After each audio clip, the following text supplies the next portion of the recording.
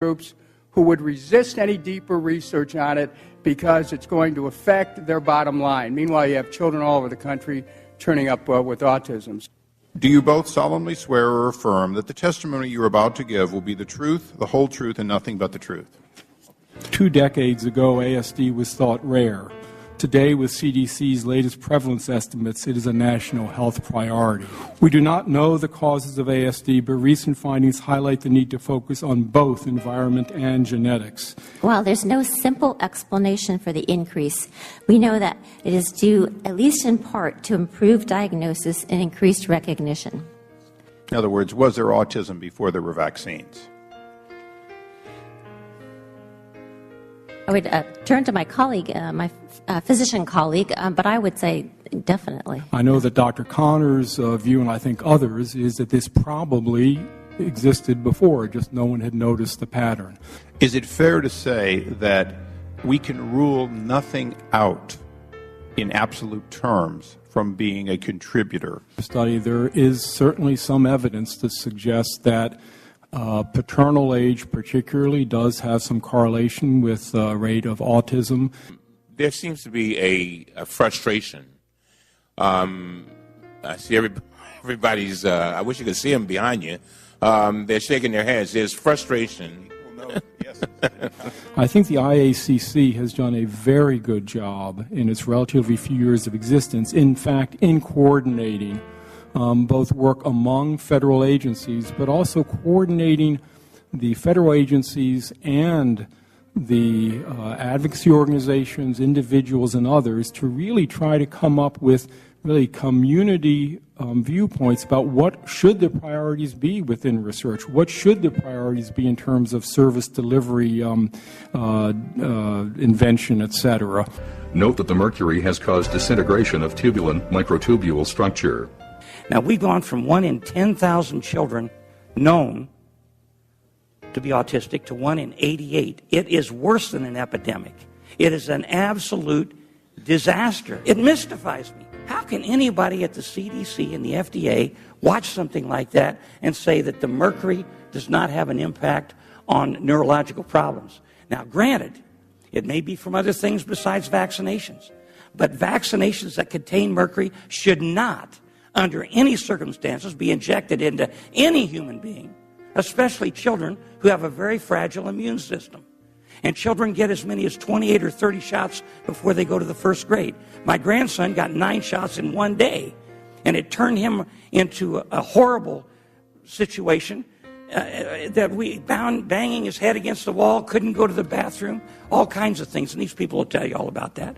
So since 2001, thimerosal has been removed from all vaccines given to children, with the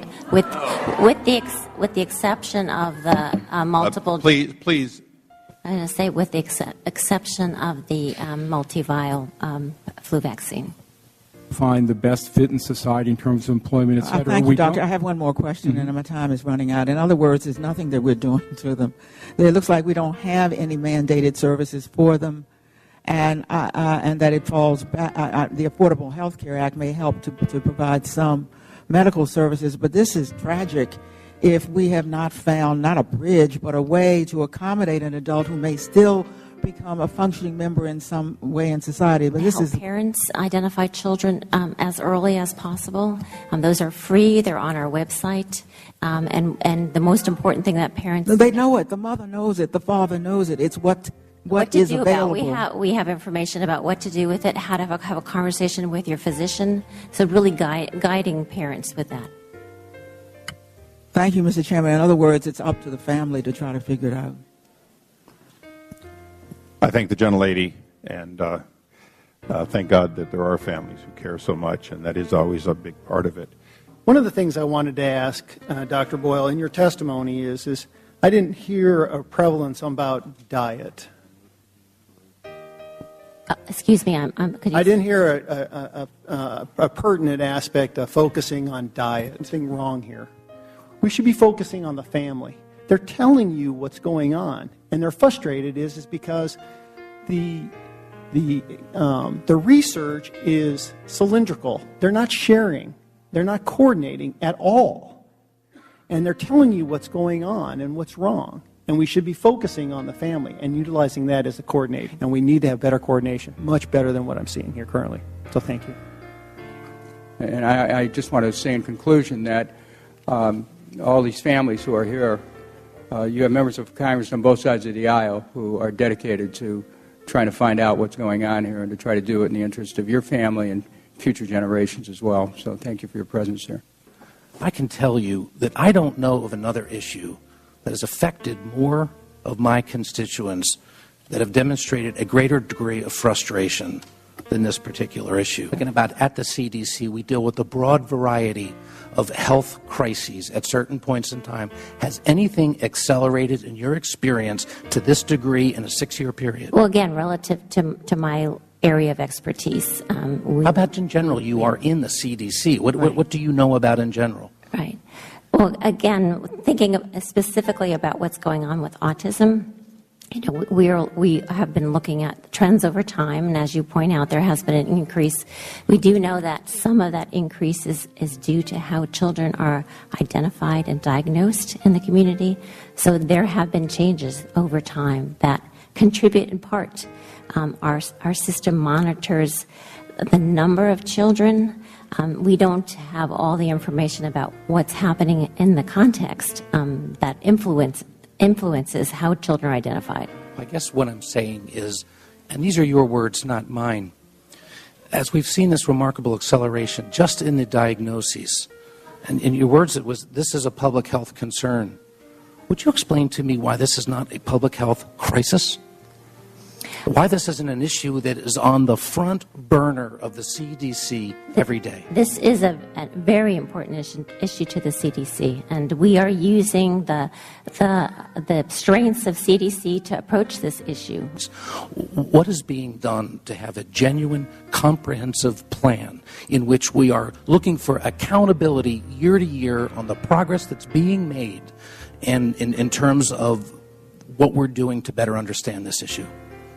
It's a very important question, Congressman. I think part of it, again, goes back to the IACC having been created and asking for it to every year come up with an updated plan. And I can tell you, I haven't checked my emails in the last couple of hours, obviously, but based upon simply the flurry of activity over the last few days alone, there really is work amongst flurry multiple... because of our hearing, or flurry just... No, because it's that time of year. We're aware that the year is coming to a close, and really trying to put together this year's plan in a very thoughtful way, looking at all of the research... Who's in charge of this? Who wakes up in the morning and says, this is my priority, I am going to drive this train and make sure something happens today? Who's in charge of it? I'd say there are a number of people that are doing it. I hate to say it, there's so many different aspects of there, but as an outside observer, I see it as being sort of willy-nilly, and this is the next thing that gets funded today and somebody tomorrow, as opposed to a real focus on a critical path. Dr. Boyle, you mentioned in answer to Mr. Burton's question that since 2000, testosterone was removed from all of the vaccines except the multi-vial for vaccines on that basis. Can you answer me why, just as a matter of precaution, to eliminate that whole issue, it isn't removed from them as well? Actually, I said since 2001, and I'm not a vaccine expert, but my understanding, and I will clarify for the record about this, is that the multi-use vials are needed. And so my colleague was talking about diet and other family incidents like that. Is there part of this monitoring that entails going into an area with a very high incidence of autism diagnosis and actually interviewing those families to find out what might be distinctive about their experience or their history? Now, I do represent an area that has impoverished rural areas, and I'm sure a lot of the members feel the same way, because we don't all represent just one group of people, but a lot of people. So how are people in the impoverished areas, how do they get access to this? How do we get to them? How do we give them the opportunity to find out what it is that they need to know also? Is there a method that... I keep hearing people, they can go online. Well, the area that I represent, there's not a lot of people that can go online to do this. So, and the IACC is really trying, and I know it has its challenges, but it's really trying to bring together all of those voices in the federal government in a coordinated way so that we can really help help everyone, really be the group that reaches out to all. Dr. Boyle, anything on the horizon at all, anything you see coming that could be a cure? Again, we've been focusing on understanding the preventable causes versus the cure part. Okay. Well, I want to take this opportunity. Mr. Burton and I share an awful lot of passion for a lot of different things, but we're both grandparents. I've often said if we could ever exchange and take the place of whatever it is that our children or our grandchildren, we would gladly do so. So I thank you. He's departed again, but what a great effort. And I think Mr. Meehan hit the nail on the head. We will continue to pursue this as long as we can. You deserve an answer, and we'll keep working towards that means. And I read not very long ago an article that it said until the wonderful people like us introduced vaccinations to Africa, the African children basically were autism-free. They never heard of autism, never had a case of Down. Are you familiar with that? Had you ever heard that before? Okay. I wonder if the CDC has conducted or facilitated a study comparing vaccinated children with unvaccinated children yet. Have you done that? We have actually done a number of studies looking at the relationship between thimerosal vaccines and autism and other developmental disabilities. And so clearly, definitely, unequivocally, you have studied vaccinated versus unvaccinated. We have not studied vaccinated versus unvaccinated. Oh, okay. Never mind. Just stop there. That was the meaning of my question. You wasted 2 minutes of my time.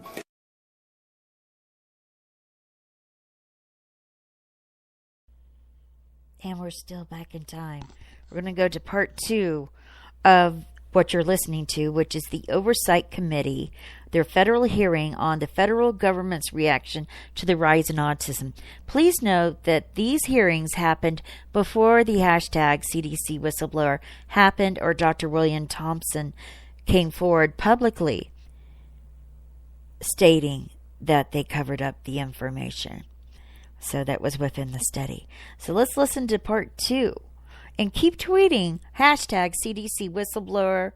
If you have comments, there is a chat room. It's on the bottom. It has like a little speech bubble. If you click on that, you can ask me questions or suggestions of things to play. So I'm doing this to encourage you, to inspire you to continue to tweet hashtag CDC whistleblower. Please retweet it. It's very important to retweet it. Okay. Thank you. Here we go. Let's see who starts off. Vaccinated versus unvaccinated. We have not studied That's vaccinated Dr. versus Colling unvaccinated. lying. Okay. Actually, never mind. Just okay. stop That's there. That was Posey. the meaning of my question. You wasted 2 minutes of my time. That was Representative Posey. What steps has the CDC undertaken to ensure the integrity of the research that was performed by Dr. Thorson? As you this know, is good. I'm going to be for quiet. misconduct and misallocation of resources. So Dr. Thorson, who was a co-investigator on a couple of studies that came out on autism, was really just one investigator, and that body of evidence related to vaccines and autism. All right. Have you gone back to validate the variety of studies he participated in? I mean, you know, this guy is a humongous scumbag, one of the most wanted men on earth, and you relied upon him for data to determine whether thimerosal had a negative effect. I've seen a chart that ranks the longevity of the 30 nations with the best mortality rates in the world, starting with Iceland, Sweden, Singapore, and on down. We didn't even make the top 30. We're the 34th. And ironically, we require more vaccinations than any other country that's healthier, has a less mortality rate than us. Do you see any correlation whatsoever, either one of you, to the 34th worst mortality rate and the most vaccinations to the ones with the least required vaccinations and the lowest mortality rate? The one thing we do know about vaccinations is that they are among the major public health reasons why generations today live much longer than in previous generations. They are perhaps the most successful public health movement in the world. Nobody's talking about or against vaccinations. Well, I was just trying to talk about thimerosal in vaccinations. I was trying and multiple, bomb blast